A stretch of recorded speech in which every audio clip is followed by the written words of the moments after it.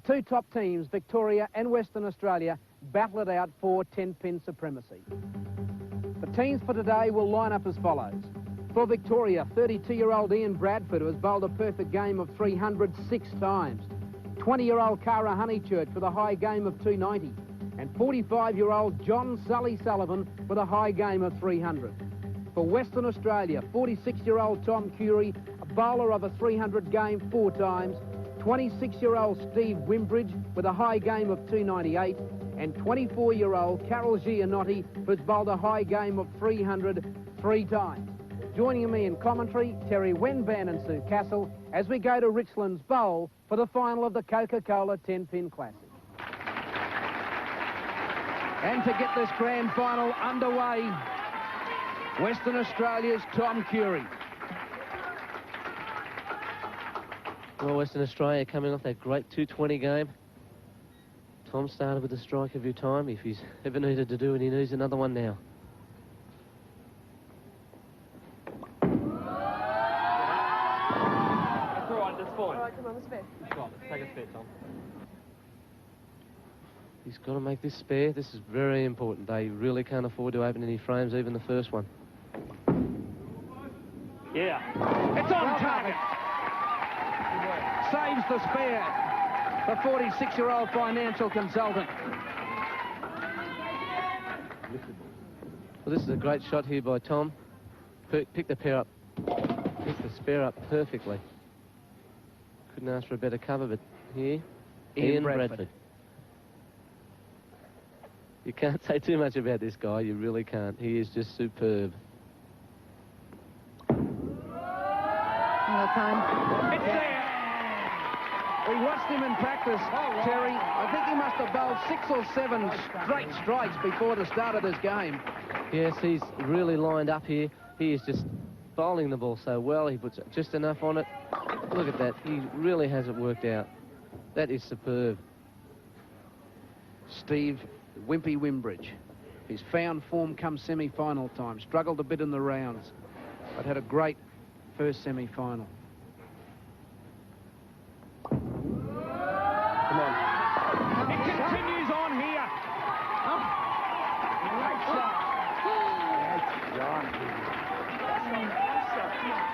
Great shot. Well, the WA team has played really well up to this point. Steve was their weak link. He's made an adjustment to his ball, and he's gone like 3 shots now in 3 strikes in 4 shots. Now with Cara Honeychurch, only 20 years of age.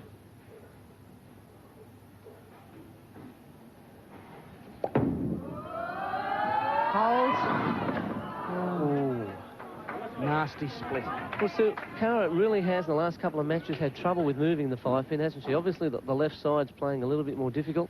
Yeah, she left a solid 5, and then she left the 5-9-7, and now here we see she's left the 5-10. The ball just seems to be hitting and deflecting as soon as it actually hits. She's just got no roll, but she did pick up the 5-7 before. Well, let's see. Yeah, let's see what she can do here.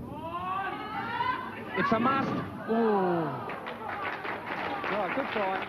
Well, that was a good effort there. Like, the first ball suited by, and that one sort of jumped up on her. Sure, instead of going through and too worried about it sliding through. No time. Oh, dear. Good shot. Good shot. Fantastic shot. She can't believe it's not a strike. Well, Carol's a very fiery type of player. I'm sure she's putting her head over the air there to cool off. Look at that, a cold stone 8-pin. That would have given them a double early in the game and a big lead. Yeah. There's the spare. Great shot. Superb shot. One can only imagine what she was saying to that pinned in her mind as she made the spare. Here's Sully, the gentleman of bowling. Let's see if he can get them back on track. Oh, dear. This would be the first time in the whole tournament that we've actually seen Victoria look like they're in any sort of trouble. Well, exactly, Sue. Like, I was watching them practice, and I noticed Sully was putting the ball down short in practice a couple of times. He didn't that time. He got the ball right out on the lane, but he has hit high a couple of times before, and I've noticed he carried the 7 from that from the 6-10. So he's up against it here. What does he do? Does he take out the 2, or does he try for the miracle? Well, it's not that much of a miracle. Sue, what would you go for it? I'd be making sure of the 2, but I would be going more towards the 10 pin and hoping to slide it over, which has looked like, no. Good try. All right, guys. Well, Go from here. in this situation, it's not after a strike, so it just counts as 1 pin. And right now, after the 3rd frame, WA are ahead by 14.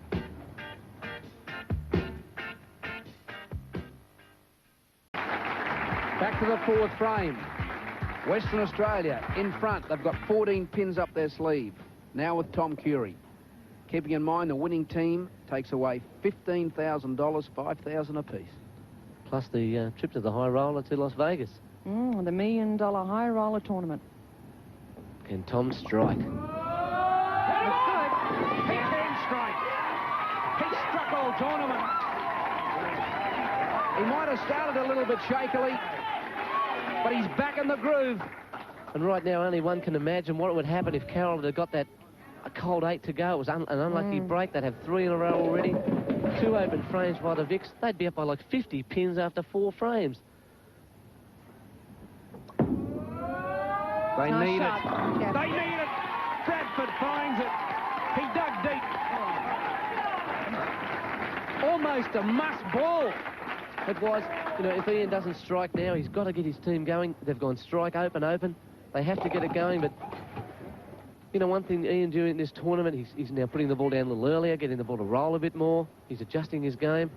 He really is playing very, very, very well.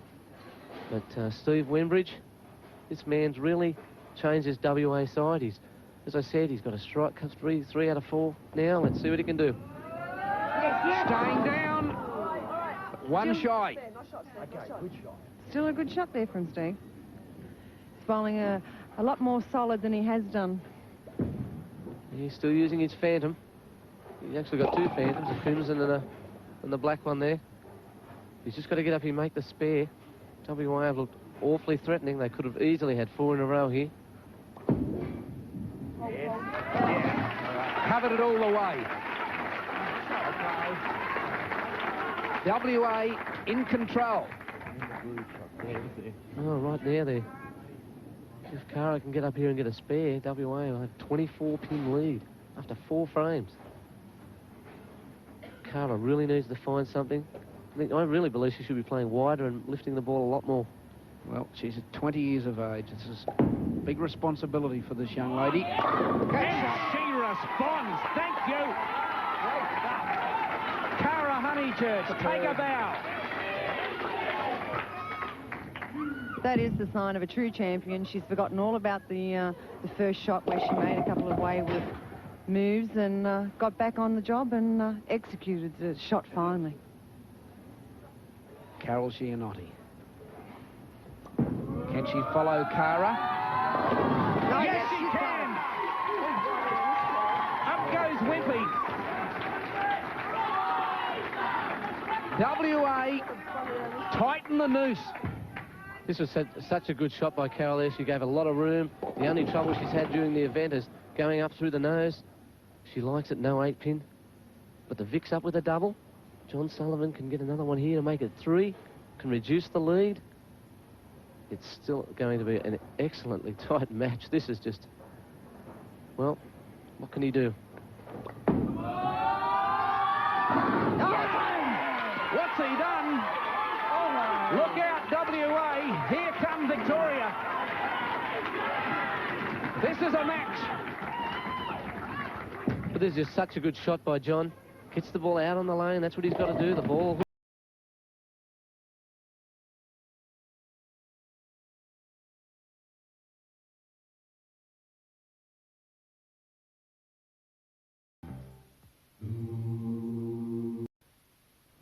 The winning team of the Coca-Cola 10-pin Classic will receive a check for $15,000. Plus, each team member receives accommodation and entry into the $1 million high roller tournament, staying at the Gold Coast Hotel and Casino in Las Vegas, flying Qantas, courtesy of the Australian 10-pin Bowling Congress. Welcome back. 4 frames remaining in the 1992 Coca-Cola 10-pin Classic. The top 2 seeds battle it out. Tom Curie's your man on screen. Tom's up with a strike up. He can take a double. If he takes a double here, puts a lot more pressure back on Victoria. Oh, needs to go over. All right, that's fine. Take the spare, Tom. Well, that's about as wayward a shot as we've seen Tom throw during out the tournament. But 9, Sue, not a problem. Oh, he'll go and convert the spare quite easily, I would imagine. But, you know, he's never away from that head pin, you know, I mean, at all. Whether it's the left, dead on, or right, I mean, there's, you know, he's got such a large area and he plays it. Yeah, Tom. It's covered.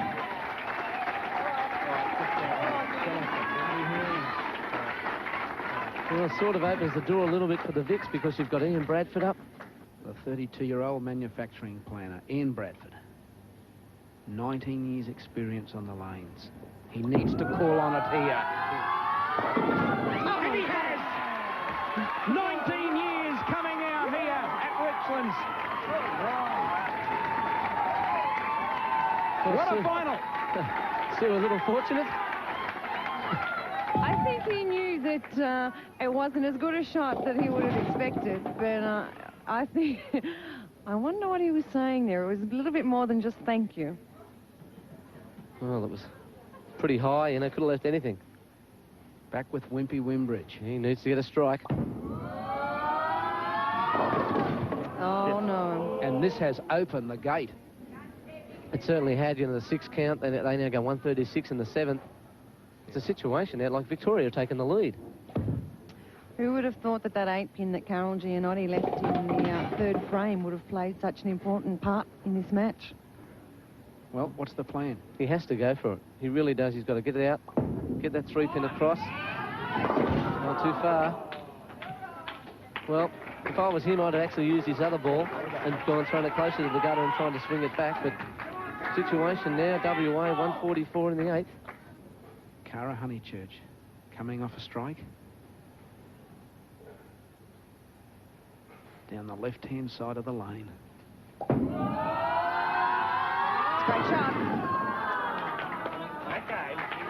Well, she's at that 5-pin again, but right now gets a good lead. That's a good lead. She can go back and convert the spare. But again, that's about the 3rd or 4th time that Cara's hit the pocket. Just see here that just ball goes in and sort of just deflects straight away, leaving the 5-pin. Well, she's only got to go back, make the spare. It's going to give the Victorians 145 in the 7th. Yes. Solid play from Cara Honeychurch. So right now, the Victorians have opened up a pretty commanding lead. Gone from being 20 pins down after 4 frames. Now they're 20 pins up after 8. Carol knows she needs a strike here if their team's to have any chance. All right, take a spare, Carol. Well, this is just an unbelievable turnaround. Victoria came out, they struck the first, opened the next 2 frames, and WA looked rock solid. And WA is right up against it now. Have to spare this. Oh, nice and tidy. Under pressure, Carol Giannotti makes the spare. Appreciated by Steve Wimbridge and Tom Curie. We'll see here, Carol just goes for the spare, not a problem, but Victoria here going at a 2:05 pace. I can't see John Sullivan making a mistake, and Ian Bradford bowling the 10th frame. I wouldn't bet against him for anything. All right. That's okay, that's a good result. Good result there by John Sullivan. He should be able to convert this spare easy. Yeah, it shouldn't have been a problem. Like good break taking out that 10-pin, but gives them a 20-pin lead in the 8th. Interesting to note during this tournament, Terry, that Victoria have seemed to be the most stable of all teams. They've only bowled under 200 on one occasion. So, given that factor... All right. Solid spare from John Sullivan. What's the difference? We're 20 up, aren't we? Well, the situation now, after 9 frames, you've got Victoria in front by 20 pins with just the 10th frame to play. Tom has to strike here. He has to get a double in the 10th. Now, he's done it before in matches. He needs to strike here. A lot of pressure riding on this man at the moment.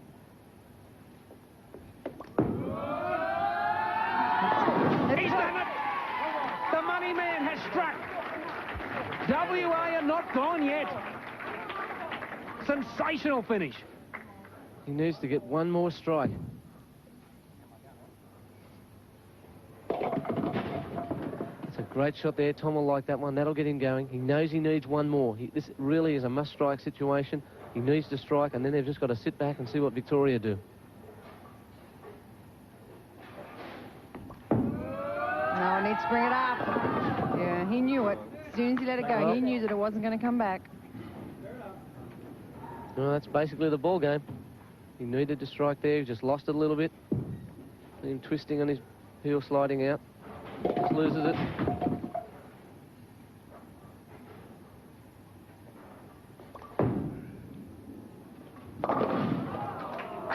But all pretty academic. Well, that's it. Victoria, triumphant in the 1992 Coca-Cola 10-pin Classic. But what a final it's been, Terry. Well, it's been superb. You know, Carroll with that cold 8 in the third frame has really, that would have given them an extra 20 pins. And they're not going to lose by that many, I don't think. Ian Bradford. I wonder if he could close this out with another 2. What a way to finish the championship. Carney, go Brooklyn. And I think, Sue, that you were saying earlier, they have been a solid all-round side, haven't they, Victoria? They've complemented each other all along the way, both on the lane and off. That's exactly right. I mean, they've had 2 open frames this game, but they've pulled together as a team, and they haven't let it upset their momentum. Oh, well, right now, Ian couldn't care less. It's absolutely amazing what confidence can do. I mean, John Sullivan said to me when we all arrived here, well, I'll see you in the bar at the end of the tournament on a Sunday night, and I'll shout you a few drinks because I'll be a few $1,000s richer. And there it is, the last ball of the tournament. Congratulations, Victoria. Well done, Carl. Cara Honeychurch, Ian Bradford, John Sullivan, congratulated by their opponents, and Carol Gianotti, Steve Wimbridge and Tom Curry. And Victoria take away an exciting teams event of the 1992 Coca-Cola 10-pin Classic. The team takes away 15,000, $5 grand apiece, plus the trip to Vegas for the high rollers. A great performance, a great match, and we'll take a break and come back with the presentations.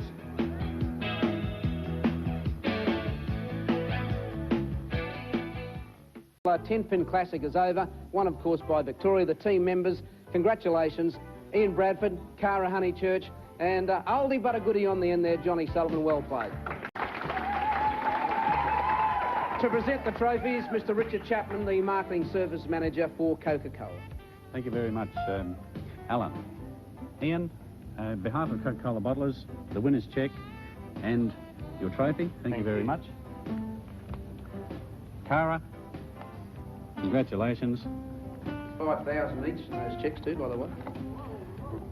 And John, thank you very much. $5,000 and the trophy. Thank you very much. On behalf of Coca-Cola bottlers, congratulations and welcome to the tour to the US. Thank you. Well done.